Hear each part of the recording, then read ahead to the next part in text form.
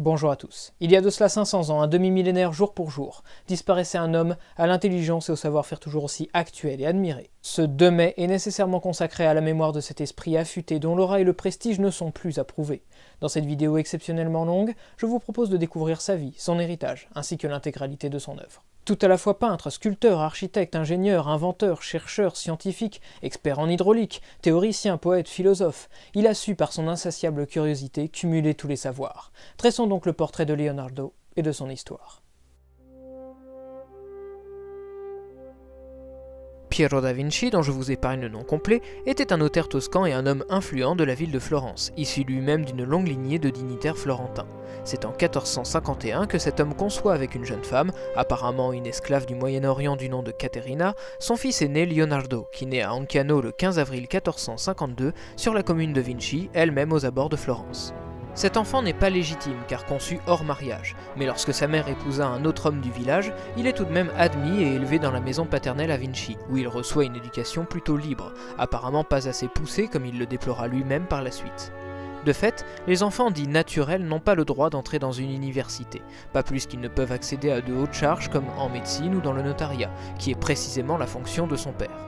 Il manifeste donc une curiosité de chaque instant, fréquente les ateliers des potiers et des tailleurs de pierre, voyage librement sur les chemins de campagne, et d'après les récits relatés, qu'ils soient anciens ou récents, poétiques ou fantasmés, il semble déjà intéressé par l'art du dessin. Cependant, les 17 premières années de sa vie ne sont pas observables. En effet, nous ne savons pas précisément ce qui lui est enseigné, si un éducateur a suivi ses premiers pas en dessin. Nous ne savons pas non plus quelle personnalité en relation avec son père il a pu côtoyer, et nous ne faisons que présumer des œuvres qu'il a pu par exemple observer dans les églises. C'est assez mince. Les seuls événements marquants de ces années concernent finalement ses parents et majoritairement son père. Un premier mariage peu de temps après la naissance de Leonardo avec une femme du nom d'Albiera, qui a beaucoup aimé Leonardo, le remariage de sa mère entre 1452 et 1457, en 1464 la mort d'Albiera, qui n'a pas donné d'enfant à Piero, et un second mariage avec une femme du nom de Francesca dans la même année. Sans oublier l'installation confirmée en 1469 de la maison familiale des Da Vinci à Florence, à un moment de transition extrêmement important. En effet, en décembre de l'année, l'homme fort de la cité, Pierre Ier dit le Goutteux, meurt. Son fils, Laurent, devient son successeur à la tête de la famille Médicis. Il devient donc surtout le chef de la famille Médicis, et non le seigneur de Florence, car la ville est une république, et n'a pas de seigneur dans les faits. De nombreuses familles se partagent le pouvoir, et c'est généralement la plus riche ou la plus forte qui écrase toutes les autres. Seulement, la politique qu'ont su imposer ses prédécesseurs, élevant les familles qui leur sont favorables à de hautes fonctions et bannissant celles qui leur sont hostiles, a laissé de nombreuses insatisfactions. Les familles qui se sentent donc lésées par ce système profitent de la mort de Pierre Ier pour s'opposer au nouveau chef de la famille Médicis. Mais le jeune Laurent ne se laisse pas faire, et décapite la rébellion, au sens littéral du terme, maintenant de nouveau les Médicis au sommet de la hiérarchie sociale de Florence. Laurent a été élevé comme un prince et a reçu une éducation humaniste. L'humanisme, c'est un courant de pensée du XIVe siècle qui a su s'étendre et s'imposer à toutes les cours européennes durant la Renaissance. Il se caractérise en 2 points essentiels. Contrairement aux priorités du Moyen-Âge qui fixaient la religion et la place de Dieu au centre de la vie des hommes, l'humanisme considère l'homme, son corps et son esprit, au centre de l'univers, sans oublier Dieu évidemment. Le second point, c'est l'exercice des langues latines et grecques, et l'étude des écrivains, philosophes et artistes antiques, regroupés sous le terme d'anciens, dans le respect du principe que « Nul ne peut surpasser les anciens !» De fait, Laurent apprend bien plus qu'à guerroyer, car il maîtrisait ainsi de nombreux arts comme la danse ou la poésie. C'est pour cela qu'il se montre sensible au milieu culturel. Et bien qu'il ne fit que poursuivre la logique de mécénat de son père et de son grand-père dans ce domaine, il récolta le fruit d'esprit brillant de son époque dont il sut s'entourer, tout en se constituant un cercle d'érudits, raison pour lesquelles il sera plus tard surnommé le Magnifique, malgré la détérioration des affaires de sa famille sous sa gestion. Ce contexte est particulièrement favorable à la création artistique. Leonardo et sa famille emménagent pour ainsi dire au bon moment, au début du règne de ce jeune souverain éclairé, particulièrement enclin à protéger les artistes. Bien qu'aucun des dessins d'enfance de Leonardo ne nous soit hélas parvenu, nous pouvons au moins émettre l'hypothèse d'une facilité et d'une sensibilité peu communes, qui incitèrent à plus d'un titre la démarche de son père. D'après l'historien de l'art Giorgio Vasari et le récit qu'il en fait dans ses vies des plus excellents peintres, sculpteurs et architectes, Piero da Vinci aurait pris des dessins de son fils pour les porter à son ami, le peintre et sculpteur Andrea del Verrocchio. Ce dernier, interpellé par un talent si précoce, l'aurait immédiatement accepté dans son atelier, alors l'un des plus prestigieux de Florence à cette époque. Verrocchio était en effet un artiste confirmé, aussi bien peintre que sculpteur, devenu depuis la mort de Donatello en 1466 le sculpteur attitré de la famille Médicis, si bien que les honneurs et les commandes ne font dès lors que se multiplier pour lui. Leonardo entre donc sous son patronat, nous sommes en 1469. Arrivé dans l'atelier, Leonardo devint l'élève, mais également l'assistant de Verrocchio, parmi d'autres élèves et assistants parfois plus âgés que lui. Citons Sandro Botticelli, qui a longtemps côtoyé Verrocchio, Francesco Botticini et Pietro Perugino, qui ne resta dans son atelier que de 1470 à 1472, Luca Signorelli ou encore Domenico Ghirlandaio, qui quitte l'atelier aux alentours de l'année 1475. Mais aussi des assistants plus jeunes avec lesquels il devint proche, comme Lorenzo De Credi. En tant qu'assistant, il lui était demandé de préparer les pigments et les surfaces destinées à accueillir la couche picturale pour que le maître n'ait qu'à appliquer les couleurs et créer. En tant qu'élève, il devait s'inspirer des travaux du maître, dessiner d'après son modèle, il effectuait des exercices, parfois était amené à participer à l'élaboration et à intervenir sur l'œuvre même du maître. C'est ainsi qu'on a voulu voir, dans le courant des années 1950-1990, sa participation au tableau qui ouvre donc notre analyse, Tobie et l'archange Raphaël, réalisé vers 1470-1472, sous prétexte que Verrocchio n'aurait pu rendre d'aussi vraisemblables manières le chien et le poisson. Mais il faut d'une part émettre de sérieuses réserves quant au fait de considérer un jeune élève comme Leonardo, alors à peine entré dans l'atelier, se voir confier la collaboration aussi restreinte soit-elle mais pas moins directe, à une œuvre du maître, et d'autre part, faire preuve de prudence pour éviter de mésestimer le talent de Verrocchio. La représentation du chien était davantage liée à l'application d'un modèle, comme le prouvent des œuvres du nord des Alpes de la même décennie, plutôt qu'à la proposition soi-disant neuve et plus vivante d'un jeune artiste en formation que personne ne connaissait encore. De plus, nous pouvons rajouter ce dernier élément, celui de s'étonner à voir dans la posture des protagonistes, par leurs bras, par leurs jambes, le cadrage ou encore la vue en surplomb d'une perspective atmosphérique, le renvoi direct à une œuvre réalisée 10 ans plus tôt par le frère de l'ancien camarade de Verrocchio dans l'atelier de Donatello, qui représente le poisson et de nombreux autres éléments de façon tout à fait semblable. En considérant tout ceci, le tableau Tobie et l'archange Raphaël doit donc être perçu comme une œuvre propre à Verrocchio, autant dans les formes et la gestuelle que dans l'application des couleurs et la lumière, qui sont très éloignées de ce que nous connaissons aujourd'hui de Leonardo. Mais qu'apprend-il dans l'atelier de Verrocchio ? Le dessin du vieux guerrier réalisé vers 1472 nous aide à mieux le comprendre. Pour commencer, son intérêt est de représenter un visage caractéristique, très marqué comme nous pouvons le voir dans les nuances de la peau, le double menton, le nez cabossé ou encore les nombreuses rides, mais aussi les pièces de l'armure qui sont dotées de formes pour le moins particulières, et même très fantaisistes, où les ornements abondent comme une tête de lion, une aile de dragon ou des fleurs. Les légers rubans qui volaient au dos du personnage ajoutent une source de curiosité, notamment lorsque l'on remarque le décor végétal de la cuirasse se détacher pour former de gracieuses volutes. De fait, le vieux guerrier rend compte d'un type particulier de la production de l'atelier de Verrocchio, des reliefs représentant des figures idéalisées en buste et de profil, affublées d'une armure d'apparat. Le jeune Leonardo était en contact avec les œuvres que Verrocchio et ses assistants plus expérimentés étaient en train de réaliser, et il semble tout à fait normal que ces œuvres, en plus d'honorer les commandes que l'atelier recevait, devaient servir à l'éducation des apprentis. Verrocchio était plus sculpteur que peintre. À la même période, il entamait ainsi son David pour Laurent le Magnifique. Il ne fait aucun doute que Leonardo a participé, peut-être même servi de modèle, ou du moins assisté à toutes les étapes de la création de cette œuvre, et qu'une fois achevé, il a pu l'observer sous tous les angles, tirer profit de la pose et du modelé. Encore aujourd'hui, dessiner d'après un modèle vivant ou une sculpture reste le meilleur moyen de se rendre compte des volumes, des proportions et de la gradation des ombres. Les assistants apprenaient donc le dessin et accentuaient leur maîtrise en s'appuyant sur un exemple sculpté. Dans le cas des portraits idéalisés, il devait s'agir également d'un exercice d'imagination dans lequel il proposait de nouvelles formes à exploiter. Les peintures achevées ou en cours étaient copiées et réinterprétées inlassablement pour être continuellement proposées à la vente pour la clientèle de l'atelier. Et comme la charge de préparer les pigments et les surfaces était dévolue aux assistants, ils réalisaient leur tableau seuls, du début à la fin. Le maître était là pour juger de la qualité de leur travail évidemment, mais aussi pour leur apprendre à se débrouiller par eux-mêmes. Les artistes étaient formés comme des artisans et employés comme tels.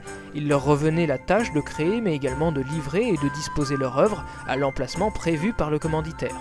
De la sorte, il se faisait nécessairement ingénieur, surtout lorsqu'il produisait des œuvres grandes et lourdes, comme ce fut le cas en 1471, date à laquelle Verrocchio et son atelier étaient chargés de couler et d'installer une sphère de cuivre de 2 tonnes au sommet de la cathédrale Santa Maria del Fiore pour orner le lanternon au-dessus de la coupole érigée par Brunelleschi.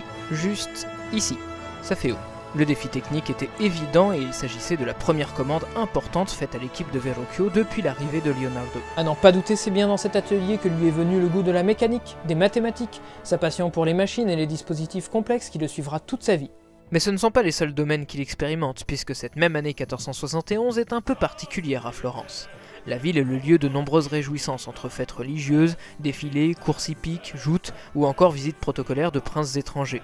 En mars, c'est le puissant et cruel duc de Milan Galeas Maritz Sforza qui est reçu par Laurent le Magnifique. En tant qu'artiste officiel des Médicis, Verrocchio jouit d'une position de choix et de nombreuses commandes lui sont adressées, comme la décoration d'appartements, la confection de costumes ou encore l'organisation de ces prestigieux événements. De telles occupations font également partie des fonctions d'un artiste de cour, et Leonardo y prit une part active. Revenons sur le dessin du vieux guerrier pour commencer à évaluer le niveau graphique de Leonardo, entré dans l'atelier de Verrocchio depuis seulement 3 ans, si l'on considère qu'il s'agit bien d'un dessin qui date de cette période. On le voit très clairement, son trait sait se faire puissant dans des endroits comme le dessous du casque ou la ligne du profil, mais sait aussi se faire délicat, presque effacé même, dans les mèches de cheveux qui tombent sur la nuque, ou pour signifier les creux de la joue flétris par le temps. Pourtant, aucune intensité de trait n'est exagérée. Tous, accentués comme estompés, se complètent, se fondent avec harmonie sans se gêner et sans perturber l'appréciation générale de la figure. Il est difficile de déterminer si Leonardo illustre ici un modèle déjà existant dans l'atelier ou s'il propose une figure destinée au relief. Le premier cas paraît mieux correspondre, mais quelques particularités nous permettent d'émettre de menues réserves. On peut par exemple noter la zone du col et de l'effigie du lion, soit abîmée, soit à peine esquissée, qui ne semble pas appropriée car trop imprécise pour l'adapter en relief. Les quelques poils de la crinière du lion et les cheveux semblent par ailleurs extrêmement fins et aiguisés, certainement trop fragiles pour être sculptés dans du marbre. En outre, dans l'exemple du portrait idéalisé de Washington, la figure déploie au contraire une chevelure bouclée et son buste est de 3/4 pour éviter ce genre de problème. Comme on peut le voir également, le portrait se détache de son support de façon suffisamment prononcée pour créer des ombres. Or, il n'en est rien pour le vieux guerrier, alors que ce genre d'indication aurait permis de faire ressentir l'importance des saillies. Leonardo a pu tout simplement interpréter un relief en ne considérant que ce qu'il représentait, sans prendre en compte la surface lisse de l'objet, ou il a pu totalement imaginer cette figure dans un espace libre. Le contour n'est en effet pas toujours clair, notamment au niveau du cou et de la poitrine, comme si le corps se fondait avec le fond neutre de la feuille de papier. Que le vieux guerrier ait bien été réalisé en 1472 ou non, le premier dessin daté et signé de Leonardo ne vient pas contredire la virtuosité dont il était déjà capable à cette période. Véritable morceau de prouesse technique attestant de l'assurance, de la dextérité et de l'énergie du jeune homme.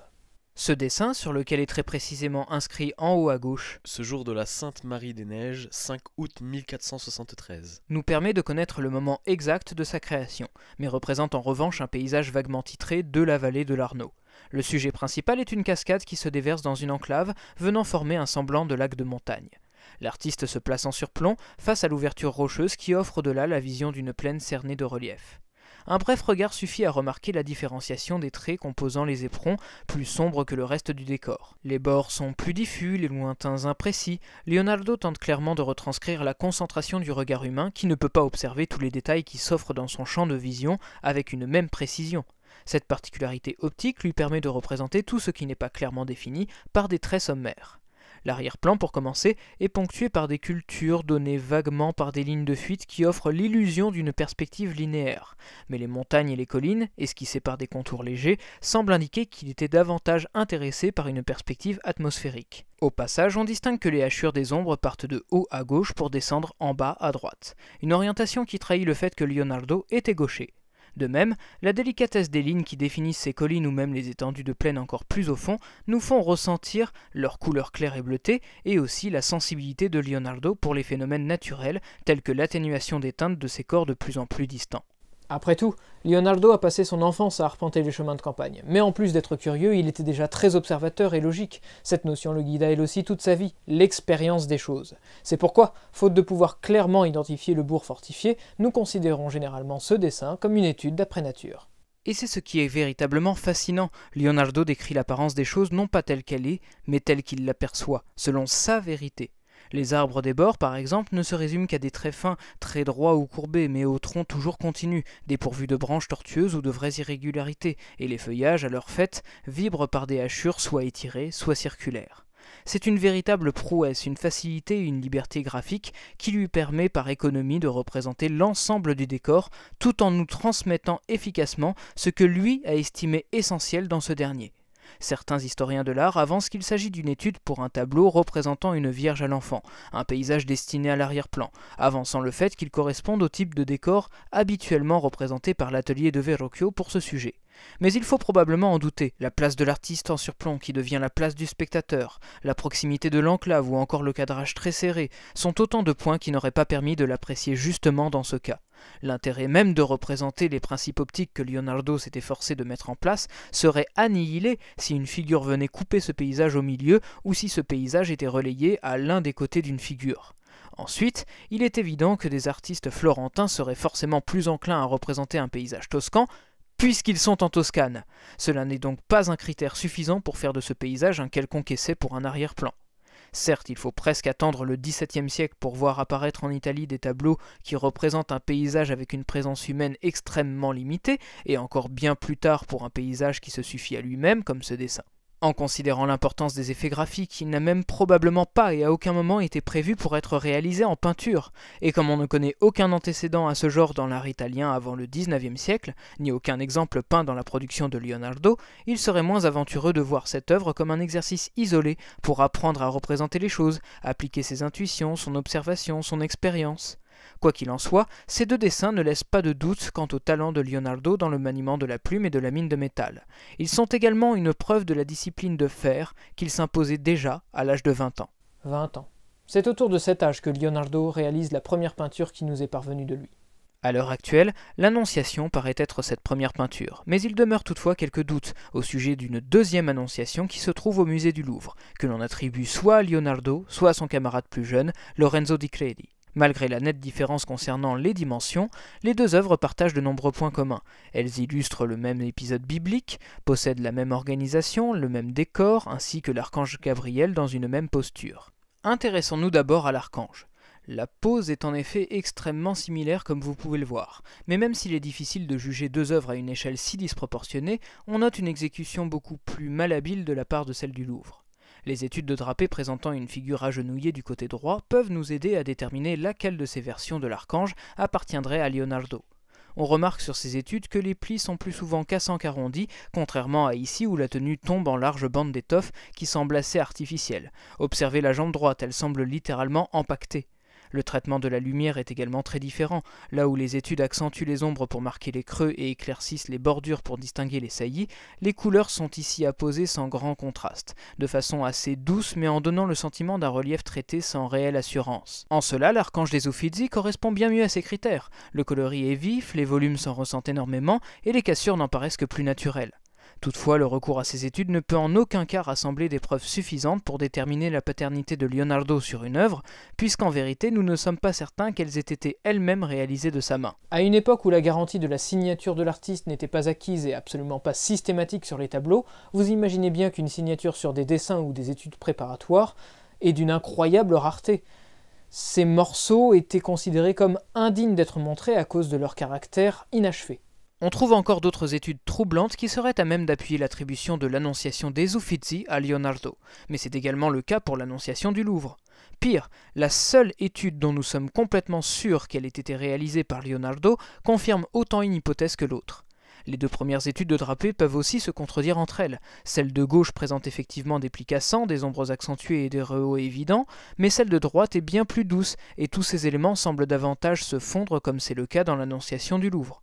En outre, l'attribution de cette dernière jouit d'un autre dessin confirmé de la main de Leonardo, ce qui ne fait que renforcer le débat. Cependant, l'attribution de l'Annonciation du Louvre à Lorenzo di Credi est nettement moins aventureuse pour de multiples raisons. La principale d'entre elles est le traitement réservé à la nature. Le parterre sur lequel se place l'archange, par exemple, ne présente des fleurs que de façon épisodique, près du muret qui le délimite, ce qui n'aide pas à rendre la description du lieu plausible. Ce constat est encore plus flagrant à l'arrière-plan, où les arbres et le sol ne sont que des silhouettes massives, sombres, qui ne font qu'accroître cette sorte de brutalité entre l'espace à proximité de la scène et les montagnes lointaines sommairement esquissées. Quelques menus détails sont néanmoins observables entre l'archange et la Vierge, mais l'ensemble reste très imperceptible. A l'inverse, la nature est traitée avec beaucoup d'égard et de justesse dans l'Annonciation des Uffizi. Les fleurs, très nombreuses, présentent de multiples formes et des couleurs variées. La masse herbeuse en vert sombre est rehaussée par un vert plus clair qui ajoute volume et luminosité. Devant l'étoffe blanche, les brins se multiplient. C'est une partie véritablement très soignée de la peinture, délicate comme on peut le voir dans le voile transparent qui tombe du pupitre de la Vierge notamment. Dans la partie supérieure, même si les arbres sont trop réguliers et se distinguent le plus souvent par des silhouettes, nous pouvons voir que les transitions sont autrement plus subtiles dans le paysage. Pour commencer, Leonardo utilise deux fleuves filant vers le lointain, ce qui a l'avantage d'introduire le spectateur plus facilement dans l'espace pictural, car il va vouloir pousser son regard jusqu'au fond. Les plans se succèdent et s'estompent progressivement, on le voit très nettement en comparant les rives ou les montagnes.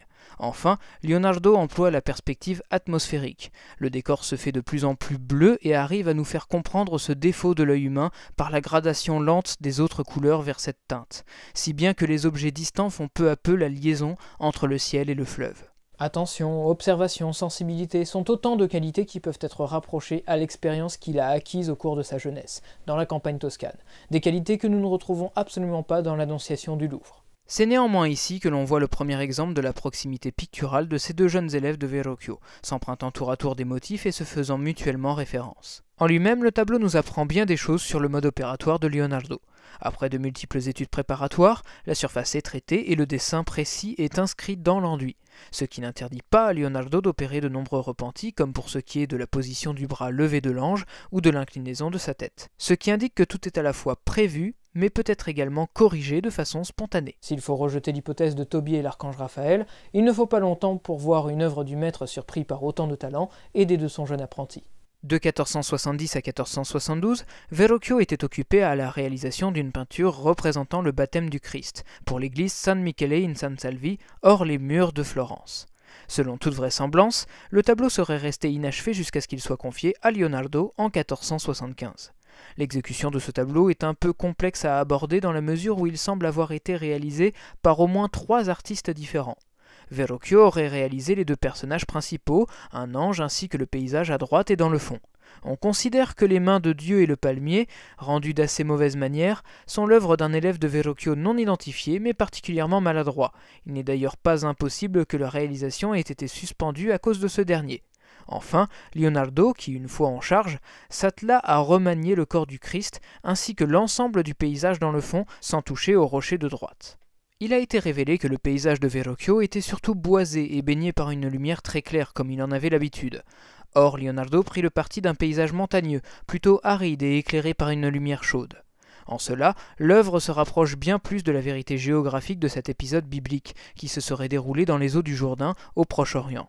Intégrant les protagonistes dans une continuité logique, le fleuve se poursuit donc à l'arrière-plan, contraste par son calme avec les reliefs escarpés qui le bordent, et le sentiment de lointain est mis en place de façon plus subtile encore que dans l'Annonciation des Uffizi, afin de ne pas trancher avec la dominance de l'ocre. L'intervention de Leonardo est beaucoup plus lisible sur le corps du Christ, puisque le torse de Saint Jean-Baptiste, qui n'a pas été retouché, est encore visible à son état d'origine.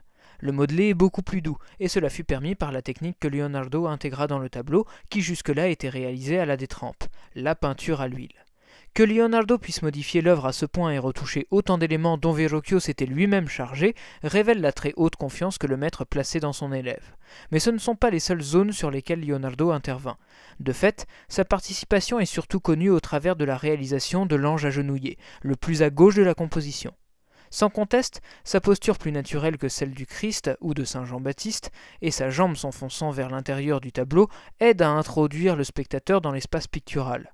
Nous retrouvons dans cette pose celle de l'archange Gabriel agenouillé devant la Vierge. En conséquence, il paraît pertinent de comparer de nouveau cette figure avec les études de drapé que nous avons précédemment abordées. Le vêtement de l'ange semble être la combinaison de ces 2 études.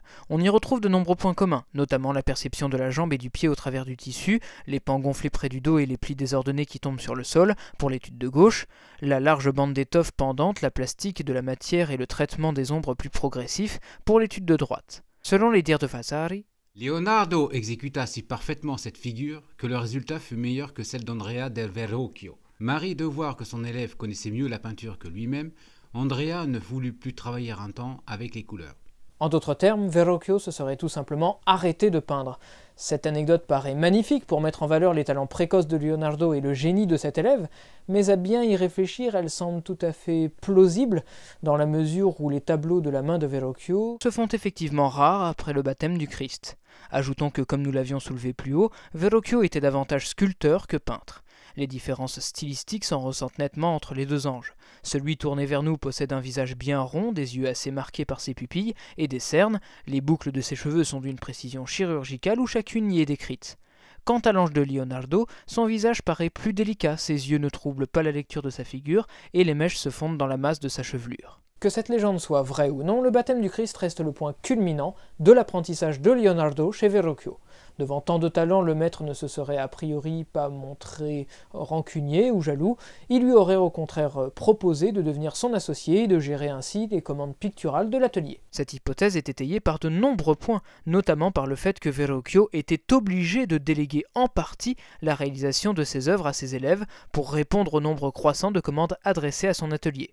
D'autre part, ceci résoudrait définitivement la paternité de l'Annonciation du Louvre. Leonardo était toujours l'élève de Verrocchio.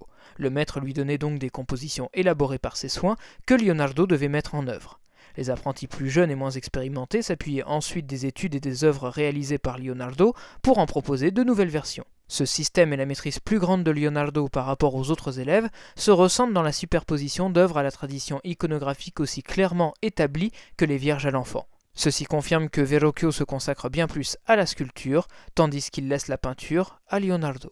Alors que sa situation vient de remarquablement évoluer, Leonardo ne se doute pas qu'une sombre affaire extérieure à l'atelier de Verrocchio va avoir de lourdes conséquences sur sa vie. En 1476, il a 24 ans. C'est un jeune homme particulièrement charmant, gentil et drôle, qui s'attire toujours la sympathie de ceux qui l'entourent. Il aime jouer du luth, chanter, et il est particulièrement beau au point qu'il possède une carrure d'athlète. Avec autant de qualités, on ne peut que s'étonner du fait qu'il ne se soit jamais marié et qu'il n'ait jamais eu d'enfant. L'événement du 9 avril nous renseigne sur le sujet, car il est jeté en prison, accusé par la lettre anonyme suivante. Monsieur l'officier de la nuit, je soumets à votre attention les faits réels qui suivent.